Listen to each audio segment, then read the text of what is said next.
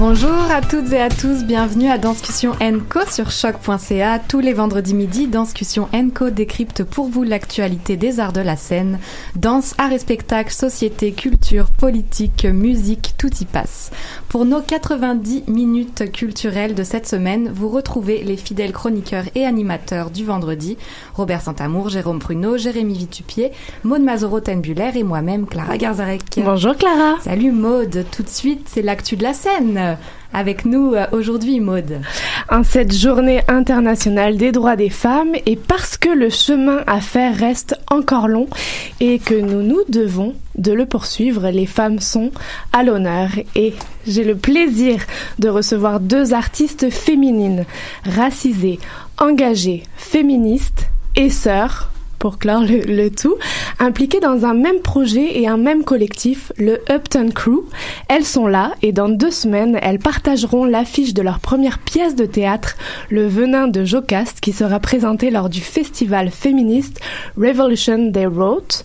Robin Kaseka, tu en es la metteur en scène et comédienne. Bonjour Robin. Bonjour. Et à tes côtés, ta sœur Ariel Veillitondolo, la chorégraphe. Bonjour Ariel. Bonjour. Merci d'être avec nous. Vous êtes donc co-membre d'un collectif Uptown Crew. Expérimentez-vous en ce moment que l'union fait la force, qu'à plusieurs, nous irons toujours plus loin? En vos mots, pourriez-vous nous présenter rapidement à la fois votre parcours jusqu'à la formation de Uptown Crew et quelle nécessité pour ce collectif? Robin. Parfait, donc je vais commencer. Merci beaucoup Maude. Alors mon parcours, bien j'ai fait un baccalauréat en animation et recherche culturelle ici même à l'UQAM. J'ai ensuite fait un DESS en gestion des organismes culturels à HEC, mais il faut dire que j'ai beaucoup travaillé dans le culturel. Et en fait, je crois que ce que je dois mentionner, c'est que j'ai toujours voulu être comédienne, mais venant d'une famille congolaise et ne voyant pas beaucoup d'acteurs de la diversité dans le milieu, c'était pas un chemin qui était encouragé. Alors, j'ai toujours fait des activités en parallèle, donc improvisation théâtrale au cégep, université.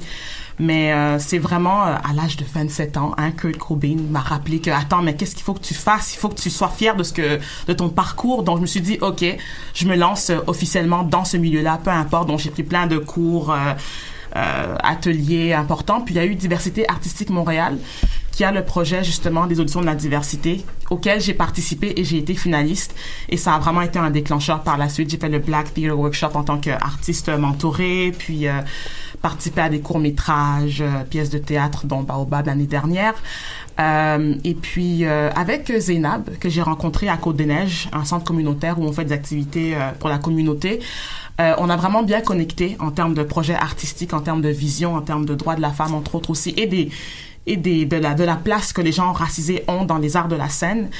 Et de fil en aiguille, on s'est dit, pourquoi ne pas former un collectif, en fait, où on fait nos projets, on part de ce qu'on a envie de parler. Puis, on va y revenir au collectif que vous avez créé en 2017. Exactement. Et Le Venin de Jocaste en est la première pièce de théâtre. Ouais. Mais tout de suite, Ariel, tu es chorégraphe de ce projet. Oui. Est-ce qu'on peut avoir un aperçu de ce parcours? Alors, est-ce que tu es l'aînée ou la cadette de cette famille d'artistes? Je suis la plus jeune. OK. Alors, quel est ton parcours pour devenir chorégraphe sur ce projet? En fait, moi, j'ai fait un baccalauréat en développement de carrière ici à l'UQAM aussi, mais j'ai commencé à faire du crump en 2009, donc ça fait maintenant 10 ans. Puis, donc est-ce que tu peux nous donner un aperçu de ce qu'est le crump et quelle est cette pratique de danse? Oui. Donc, le crump, ça fait partie des danses urbaines. Ça a été créé à Los Angeles, en fait, par Tight Eyes. Donc, c'est une danse qui peut paraître à nos yeux agressive parce qu'il y a beaucoup d'intensité, il faut avoir du contrôle, il faut pouvoir aussi exprimer nos émotions. Puis c'est aussi une danse qu'il faut en fait maîtriser beaucoup de bases. Mm-hmm. On est dans des contractions musculaires très très fortes. Contractions musculaires, il y a de l'animation aussi. Et on se rejoint autour de battles. C'est des dans battles des événements. aussi. Il y a des sessions aussi qui se passent entre les crumpers aussi. Est-ce que tu as un AK? Est-ce qu'on peut t'identifier? Est-ce que tu as un nom de crumpers, si je peux me permettre? Mon nom de crumpers, c'est Craze. OK. Si jamais vous l'entendez, vous la reconnaîtrez. Et donc, à partir du crump. Oui, c'est ça. Donc, j'en ai toujours fait à côté de mes études. En fait, moi, après mon bac, j'ai travaillé plus en employabilité, puis je faisais de la danse à côté. Puis, c'est Robin qui m'a parlé, en fait, justement de Uptown Crew, puis de la pièce Le Venin de Jocaste. Et elle m'a dit, oh, on aurait besoin que tu fasses une chorégraphie de crump pour une de tes comédiennes. Est-ce que tu serais intéressée? Puis, j'ai tout de suite embarqué. Je veux juste rajouter que Arel est vraiment une super bonne crumpeuse. Merci. Moi, quand je la regarde, je suis en admiration et je ne comprends pas qu'est-ce qui se passe. Donc, t'as gagné plein de concours aussi, t'as voyagé à travers différentes villes, donc faut le mentionner. Est-ce que c'est les yeux d'une grande sœur ou c'est les yeux d'une femme objective qui dit ça en ce moment? Je suis très objective. Alors, Uptown Crew, vous êtes combien? Quelle est la nécessité première ou il y a peut-être plusieurs nécessités dans ce collectif. Lequel est-il et quelles sont les valeurs que vous portez et défendez? Donc, nous sommes 6 femmes, dont vraiment la mission première, c'est de raconter des histoires à travers la femme, à travers une femme racisée, mais c'est des sujets aussi qui ne sont pas exploités. Donc, je ne sais pas si je peux parler de l'histoire tout de suite, mais en fait, Zena Boureza, c'est l'auteur de la pièce. Donc, c'est de elle que part cette pièce. Of course, quel commentaire, peu importe. En fait, ça raconte l'histoire de d'Inès, une jeune femme de 19 ans, qui est en période où elle sent qu'elle en a marre de rester dans cette oppression que sa mère lui impose en termes de culture, de religion, de genre. Elle a envie de sortir de ce carcan-là, en fait. C'est un récit initiatique, donc il y a forcément des gens qui l'ont vécu, dont je pense aussi l'auteur. Mais on parle rarement de cette jeune femme qui veut justement casser les barrières, sortir des stéréotypes et être libre d'être ce qu'elle est, peu importe si elle est supportée ou pas par ses parents, par sa famille. Zénab n'est pas là, mais je lui aurais posé la question, est-ce qu'on parle de fiction, est-ce qu'on parle d'autobiographie, est-ce qu'elle s'est nourrie dans la biographie de chacune d'entre vous du collectif pour écrire cette pièce? En fait, elle s'est nourrie d'elle-même, mais quand on a lu la pièce ensemble, on s'est toutes senties interpellées. Il y a tout le temps un moment, tu le compléteras, Red, si tu veux, où, je vais prendre un exemple concret, je vais prendre moi, quand je voulais, me lancer dans le théâtre, j'avais pas forcément le support tout de suite, et je crois que ça m'a un peu bloquée, et c'est plus tard, à 27 ans, j'ai fait comme, wow, je vais penser à moi, je veux faire ce que je veux enfin. Donc ça prend du temps, surtout qu'on est relativement proche de sa famille où les valeurs familiales sont très importantes, il faut qu'on respecte les coutumes, puis qu'on se fait dire, j'ai quitté l'Algérie, le Maroc ou le Congo pour venir ici, vous donner un bel avenir, tu ne peux pas faire le saltimbanque. Donc tu dis, ok, je vais respecter ça, je vais faire plaisir et honorer ce que mes parents m'ont transmis. Donc, en tout cas, nous toutes, qu'on a lu la pièce, on s'est vraiment sentis interpellés. Se sentir quand on sent qu'en tant que fille ou enfant, jeune, on est bloqué parce que nos parents ne nous supportent pas, Merci pour ces témoignages. Évidemment, c'est aussi rappeler le statut d'artiste, de la diversité et des enjeux que vous pouvez croiser, vivre dans un pays tel que celui-ci. Mais aujourd'hui, c'est aussi, en plus, on rajoute les droits des femmes. J'avais envie de vous poser la question, quelle conception de la femme défendez-vous chacune? Alors, l'une met en scène et joue la comédie. De l'autre côté, on a une artiste du corps et du mouvement. Et quelle femme voulez-vous représenter et porter aujourd'hui? Et avec ce projet et aussi dans vos vies, dans vos carrières respectives. Ariel? Moi, en fait, par rapport au crump, c'est souvent vu comme une danse qui est un peu plus masculine. Puis en fait, moi, ce que je veux prouver en tant que femme dans le crump, c'est que je peux faire la même chose que les hommes aussi. Je suis capable, j'ai les capacités pour le faire. Puis aussi, je peux comme exprimer mes émotions à travers cette danse-là. Est-ce que tu ressens qu'on devrait juste arrêter de se dire il faut qu'on fasse comme les hommes, c'est que ça peut être homme ou femme, peu importe? Moi, je dis que ça peut être homme ou femme, peu importe. Il n'y a pas vraiment de séparation pour cette danse-là. Oui. C'est juste sans doute parce que c'est un amalgame et c'est des muscles qui sont enclenchés et que ça demande énormément de force physique. Et beaucoup d'intensité. Et d'intensité, que malheureusement c'est associé aux hommes et pour toi il faudrait que cette conception cesse. Mais aujourd'hui en fait, le crump est déjà vu comme tout le monde peut le faire. C'est plus vu comme c'est plus les hommes qui devraient le faire ou plus les femmes. Maintenant tout le monde peut le faire. C'est beau. Et pour toi, Robin? Pour moi, le Uptown Crew, 6 femmes, auteurs, metteurs en scène, chorégraphes, comédiennes, impliquées aussi dans les communications et d'autres éléments de la production.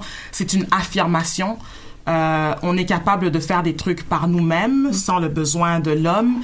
Mais aussi, en tant que femme racisée, c'est rare qu'on voit des collectifs qui sont solides, mais qui portent un projet du début à la fin. Donc, c'est aussi un geste politique. Est-ce qu'on reçoit des soutiens, justement, quand on commence à former un collectif, ou est-ce qu'il faut partir du bénévolat, de zéro, pour ensuite monter et commencer à se faire reconnaître? Comment ça fonctionne? Quand on a commencé, Zainab et moi, parce qu'on a commencé avec des rencontres à deux, c'est zéro soutien. Donc, on parle vraiment de nous-mêmes. Le matériel, le décor, c'est vraiment des trucs qu'on prend de la maison ou qu'on paye sur Kijiji, des trucs comme ça. C'est sûr qu'éventuellement, on va commencer à faire des demandes de bourse. Donc, on verra s'il y a une différence parce que nous sommes 6 femmes racisées. Mais à l'heure actuelle, on n'a aucune bourse. C'est vraiment avec nos propres moyens qu'on fonctionne. J'ai envie tout de suite de saluer évidemment ceux qui vont vous mettre en lumière, le festival féministe Revolution Day Wrote, soutenu par le festival Saint-Ambroise Fringe aussi. Donc, ça veut dire qu'il y a des plateformes qui existent à Montréal pour que vous ayez un espace. Alors, c'est un événement de 4 jours mettant en vedette des performances courtes et des œuvres d'art féministes. Son but est de créer un espace où des artistes féministes de tout milieu puissent se rassembler pour développer et produire des pièces courte explorant des thèmes liés au féminisme intersectionnel et j'ai envie de saluer, c'est bilingue, c'est francophone, anglophone à Montréal, donc grosse représentation de la diversité, c'est du 21 au 24 mars. J'avais envie de vous questionner encore une fois sur la mise en scène, le jeu d'actrice, de comédienne, la danse, la chorégraphie. Quelles armes sont les arts et la scène pour vous? C'est le meilleur outil pour transmettre un message, même si c'est basé sur quelques faits vécus. Je pense qu'en regardant une histoire, en étant assis dans son siège, en regardant l'histoire, tu te dis « Oh, OK ». Soit tu te sens interpellé, soit tu te remets en question, tu poses des questions. En fait, la pièce aura aussi pour but de créer une discussion, une conversation sur, OK, quelle est la relation entre la mère et la fille? En tant que jeune, si tu te sens opprimé par tes parents, à quel moment est-ce que tu peux dire, OK, oui, c'est pas grave, je continue, je fais comme bon me semble parce que ça me fait du bien. Je suis dans une relation malsaine, voici les éléments qui font en sorte que c'est toxique pour moi. Donc, créer une discussion, dénoncer, montrer que le public sente que, OK, c'est comme ça que ça se passe.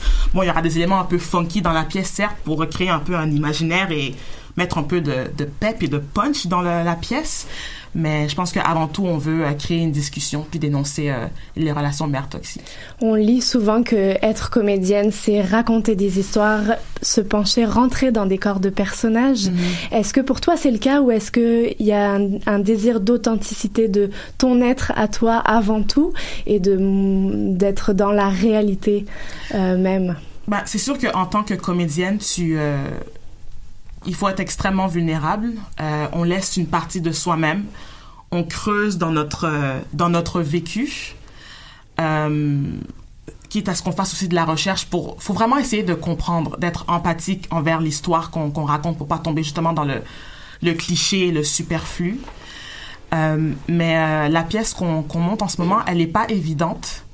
Je regarde les comédiennes, je leur en demande beaucoup parce qu'on passe... Il y a des émotions auxquelles bref, c'est rock'n'roll. Donc, c'est pas évident, mais ça demande beaucoup d'introspection, beaucoup de respect aussi. Je sais pas si je réponds à la question. C'est une mais très belle réponse. j'ai le cœur qui bat en ce moment parce que c'est pas, en tout cas, si jamais vous avez la chance de voir la pièce, c'est pas une pièce facile. Ce serait facile en plus de tomber dans la caricature, ce qu'on veut éviter de faire et ce que j'évite de faire justement.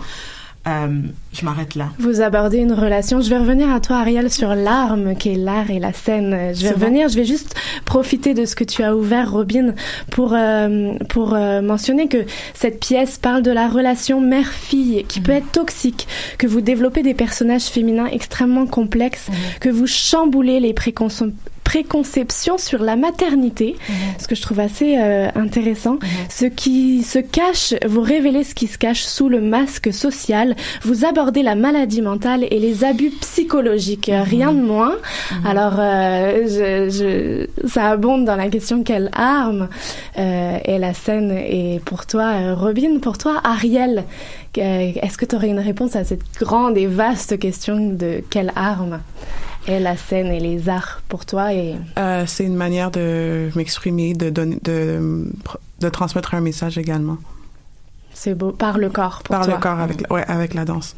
Est-ce que vous accepteriez de mentionner vos collègues, qu'on entende leur nom aussi autour de vous? Certainement. Donc, l'auteur Zena Bourreza, nos comédiennes sont... pourquoi j'ai un blanc de mémoire? Alexandra Bandeyan, d'origine roumaine, Nihat Karidja, d'origine marocaine, et Maria Marsli, d'origine marocaine et irlandaise. Magnifique crew, je vous souhaite d'aller super loin dans ce projet. Je vais rappeler les dates encore une fois. Le Venin de Jocasta sera présenté dans le programme 2 du festival féministe Revolution des Roads du 21 au 24 mars 2019 au Mainline Theatre dans la salle Mini Main Studio en soirée partagée. Donc il y a plusieurs programmes à cette soirée. Qu'est-ce que vous auriez envie de dire pour inviter les auditeurs à venir voir votre pièce? Dans quelles conditions doit-on venir? Est-ce qu'il y a une ouverture d'esprit particulière à avoir? En fait, quand vous allez venir voir notre pièce, donc comme vous l'avez dit, on sera 4 à présenter, 4 collectifs présentent leur spectacle. Donc vous verrez différentes histoires en fait. Donc il n'y a pas juste la nôtre, il y en aura 3 autres aussi. Donc soyez ouverts, c'est vraiment féministe, c'est pro-femme. J'ai vu les pièces que les autres collectifs vont présenter et préparez-vous aussi à un voyage émotionnel. Vraiment. Les Statement hommes politique. sont invités. Bien sûr, c'est le moment aussi pour voir, comprendre, saisir, être sensibilisé. Merci. Vous pouvez suivre le collectif Uptown Crew sur Instagram. Je l'aime, votre Instagram. Et vous découvrirez la version intégrale du Venin de Jocasta en mai-juin prochain lors du Festival Fringe de Montréal. Longue vie à vous, mesdames. Merci je salue votre maman qui est avec nous dans les studios. Et c'est une journée pour les mamans, les grands-mères, les arrière-grands-mères qui nous permettent d'être là aujourd'hui. Une petite virgule musicale avec une découverte, l'artiste Little Sims et son tube Venom. Accrochez vos ceintures. C'est une sacrée artiste. On se retrouve juste après. Vous écoutez Danscussion & Co et nous sommes le vendredi 8 mars 2019.